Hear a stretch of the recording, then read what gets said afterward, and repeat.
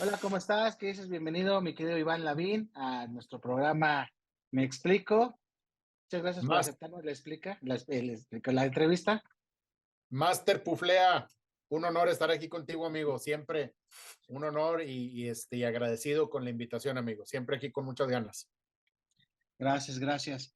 Bueno, vamos a hablar, este podcast que hemos realizado, lo hicimos básicamente de socios, qué son los socios, cómo se comunican, cómo elegirlos, para qué nos sirve un socio y demás. Y lo hemos dividido en dos grandes cosas. Uno son los socios que vas a buscar y en la segunda etapa quisiera que lo trabajáramos un poquito más con empresas familiares, que también sé que tienes buena experiencia ahí con algunas empresas familiares de, híjole, ¿cómo le hacemos con esto y aquello, no? De los hijos y Claro, demás, ¿va? va que va. Cuenta con eso, En- amigo. Vamos a darle. Entonces, primero que nada, quiero que en tu experiencia nos platiques cómo has visto que la gente en general, porque yo lo dividía en tres, lo diría como que los boomers, los millennials y la generación Z va buscando sus socios, ¿no? ¿Tú cómo has visto que encuentras las empresas que buscan sus socios? Generacionalmente, bueno, si lo hablamos generacionalmente, pues bueno, tú te acordarás que nuestros padres o nuestros abuelos, pues siempre que hacían una sociedad en torno a fundar una empresa, pues todo surgía, ahora sí que, como bien dice mi querido Jorge, con la única finalidad de hacer algo que les diera a ganar dinero, ¿no? Que hubiera la posibilidad de hacer negocio. Y entonces, pues tú y yo nos juntábamos, estábamos en los años 50, 60, 70, nos reuníamos en algún lugar, decíamos, oye, vamos a ganar lana vendiendo pan, ¿no? Y así nos surgió la historia de varias empresas, ¿no? En una plática, en una charla, cómo hacemos lana, qué compramos, tú qué pones, yo qué pongo, yo tengo lana, yo tengo trabajo, yo tengo contactos, y así se hacía, ¿no? Ya en la generación que representa tu servidor, que somos la generación X, pues ya va más en función de compartir no solamente la lana, ¿no? Sino también el sueño, ¿no? El hacer algo que nos guste a los dos y a lo mejor el que nos sintamos identificados con un objetivo, ¿no? Ya la generación más parecida a la tuya, que es la generación millennial, pues ya va más en función de compartir experiencias, mi querido Jorge. Esto es súper importante, ¿no? Ya no es solamente el objetivo ganar lana, porque a lo mejor el objetivo ni siquiera es ganar lana, ¿no? Porque a lo mejor acaban fundando una asociación civil, ¿no? Donde la única participación que tienen es, pues obviamente compartir gastos, ¿no? Esa es la única parte que comparten, ¿no? O los riesgos, ¿no? Y la generación Z, pues cada vez se vuelve más selectiva a la hora de buscar socios y selectiva y al mismo tiempo se vuelve muy inclusiva, ¿no? Es decir, tiene esta dualidad de ser muy abierto, son una generación muy inclusiva, entonces entra de todo, ahora sí que como yo les digo, en el rancho decimos que de chile, de mole y de pozole, pero con la generación centennial hay esta parte de además de compartir un sueño, además de ganar lana, la cultura de la inmediatez, mi querido Jorge. Estos chicos, estos chavos, ya generación Z, o también conocidos como Centennial, van en función de ganar lana, ¿no? Y ganar lana rápido, porque la cultura de la inmediatez está en su ADN. Entonces, ha evolucionado mucho la selección de los socios. En el pasado, las negociaciones eran muy a la palabra, yo era socio tuyo, pues porque eras mi compadre y eso era lo que sellaba nuestra sociedad, ¿no? Ya conforme fue avanzando el tiempo, surgieron contratos, surgieron fraudes y bueno, aquí no se sabe la historia de la gente de Facebook, ¿no? De la gente de tantas empresas, de Facebook, del mismo Steve Jobs, ¿no? Que fue despedido de su propia empresa, ¿no? Y así por el estilo, ¿no? Es decir, tuvieron que entonces surgir mecanismos más sofisticados que protegieran, pues obviamente, esas sociedades y donde se preservaran o se conservaran los intereses de ambas partes, amigo. Entonces, pues a grandes rasgos, así he venido evolucionando generacionalmente, si lo dijéramos así, en esa dualidad, ¿no? De irnos a la palabra, tú eras mi compadre, eras mi amigo, mi brother del alma, acababas bautizándome un hijo, yo a uno tuyo, a uno tuyo, y eso era lo que sellaba nuestra sociedad, y así era hasta la muerte, ¿no? Sin embargo, pues conforme fue pasando el tiempo, fueron pasando situaciones que ya no necesariamente iban en función solamente de tener una palabra, ¿no? Claro. Y en ese tiempo, bueno, dividamos en las tres formas. ¿Qué ventaja tiene hacer negocios con un socio? Fíjate que tiene ventajas, por un lado. Pero fíjate que yo soy muy conservador, mi querido Jorge. Yo ya tuve socios, tuve otros socios, y desafortunadamente tuve socios hasta familia, eso fue un familiar. Y créeme que, pues yo al principio no le vi las ventajas. Bueno, al principio vi muchas ventajas, pero cuando se tuvo que disolver la sociedad, pues yo no encontré ninguna, ¿no? Más que simplemente compartir los gastos, ¿no? Entonces, digo, si yo pudiera enumerarte ventajas y desventajas, te diría ventajas. Pues que obviamente que al arrancar un negocio, al arrancar un proyecto de emprendimiento, pues no vas solo y este acompañamiento siempre te sirve porque si de repente tú, mi querido Jorge, no te quieres levantar un día a abrir el negocio, pues yo te obligo, va, oye Jorge, no, hombre, no, ¿cómo que no vas a ir? Levántate, compadre, pues vamos a ir a jalar y vamos a ir a trabajar y vamos a echarle ganas, por un lado, ¿no? Por otro lado, pues la parte de compartir, siempre y cuando quede claro, Jorge, que vamos a compartir ganancias y pérdidas, porque luego de repente hay socios que yo les llamo socios de chocolate, ¿no? Nada más quieren ser socios cuando hay luna de miel, cuando nos está yendo bien, y cuando nos va mal se quieren bajar del barco, ¿no? Ahora sí que son como las ratas en los barcos, son los primeros que se quieren bajar, ¿no? Entonces, si queda claro en esto, entonces la ventaja es que compartes pérdidas y ganancias, ¿no? Y número tres, pues bueno, si pudiéramos mencionar una tercera ventaja al tener socios, al arrancar un negocio, pues es esta seguridad que te da el acrecentar tu red de contactos, ¿no? Esa parte también se vuelve muy importante a la hora de arrancar el negocio, no solo, sino con socios. Fíjate que ahí tengo, digo, no estaba aquí, pero lo que me platicas y construyes sobre lo que vas diciendo, el hecho de que digas, oye, tengo el socio, ¿no? Tengo un socio y que me echa las ganas y que me empuja y que me ayuda en la luna, y luego me dices que es un socio de chocolate que nada más en las buenas y no en las malas.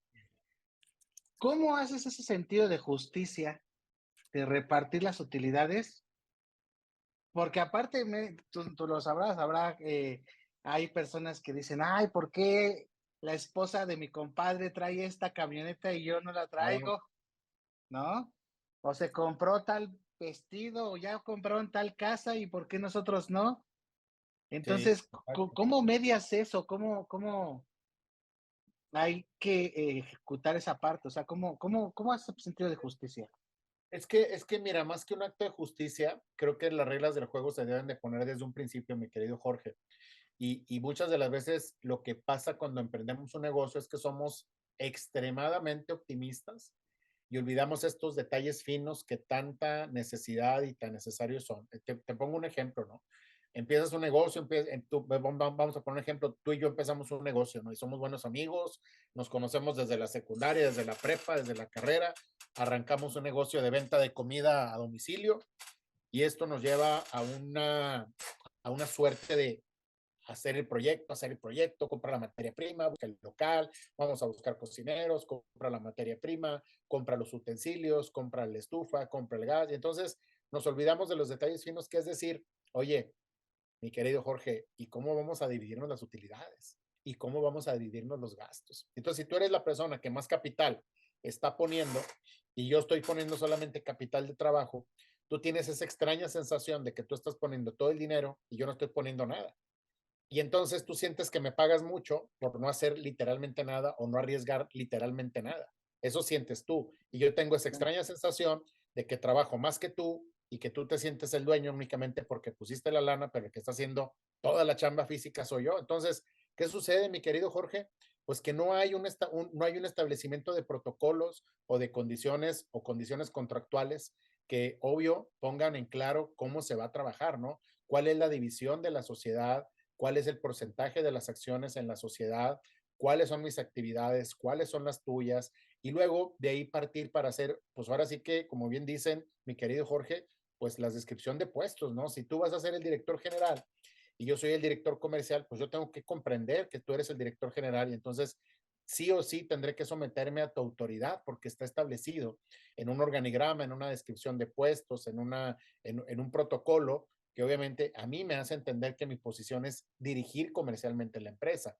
Pero por otro lado, también yo tengo que tener la certeza de que tú como director general, pues hagas tu función. Y entonces quede esto claro y quede entonces en un estatuto que se llama protocolos, ¿no? Hay que generar la protocolización ante un notario público. Mucha gente por ahorrarse 50,000, 60,000, 70,000, 100,000 pesos, lo máximo, por hacer una sociedad protocolizada con un notario, pues acaban después del chongo, propias empresas de familias. Yo les digo mucho, ¿no? Que hay ese dicho que yo digo que hay empresas que destruyen familias y familias que destruyen empresas. Lo mismo sucede con las amistades. Hay amistades que destruyen empresas y empresas que destruyen amistades. Y esto no es nuevo, esto es de toda la vida, ¿no?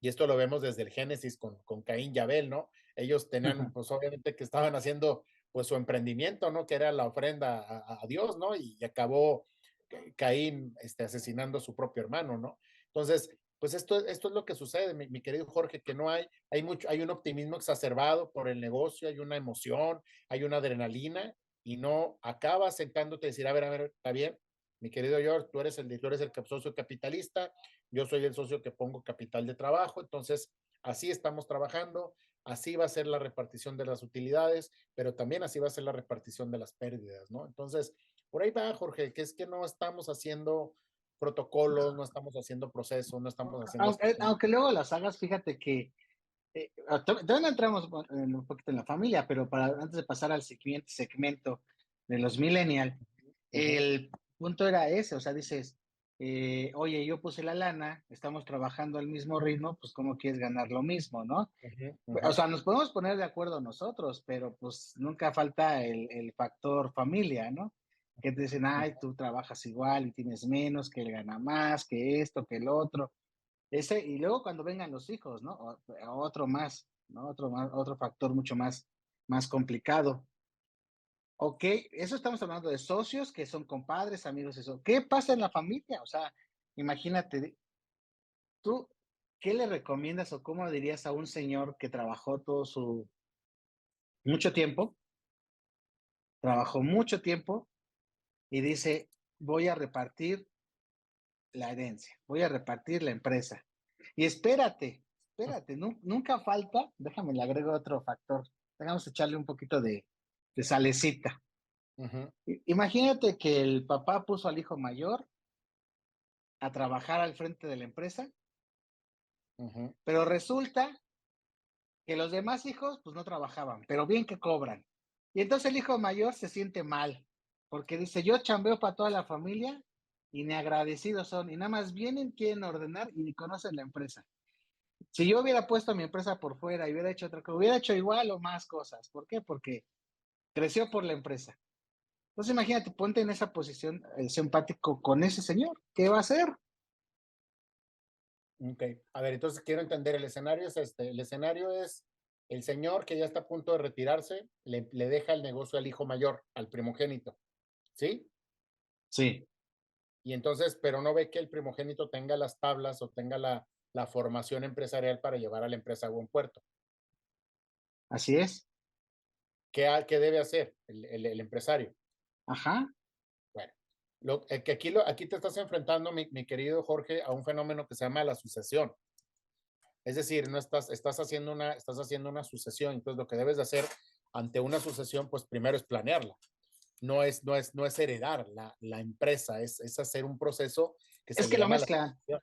Pues lo sí, mezclan, pues sí, porque desafortunadamente eso es lo que sucede y tristemente es lo sí, que lo sucede. mezclan, o sea, Y dices, es, híjole, va, o pon tú que dices, aquí estamos por un escenario donde el hijo, pues nada más no jala ni para atrás pero imagínate si sí jala, y resulta que el hijo hizo crecer doble la empresa, pero todos son dueños de la empresa. no, definitivamente no está mal tu afirmación, mi querido Jorge. ¿Por qué? Porque sucede que la empresa es una empresa familiar. Y entonces la empresa familiar tiene que evolucionar a una familia empresaria. Entonces, ¿qué sucede aquí? Pues lo que vuelvo a repetir lo que dije ahorita en la pregunta anterior o en la respuesta anterior, que es lo mismo, mi querido Jorge. Planear la sucesión desde hacer un protocolo familiar de la empresa familiar que incluya la sucesión, la planeación, lo que sucede, hacer un consejo de familia para posteriormente hacer un consejo de administración y que el consejo de administración se someta al consejo de familia y que estos dos consejos sesionen de manera regular. Es decir, la protocolización de la empresa familiar va muy en función de planear la sucesión,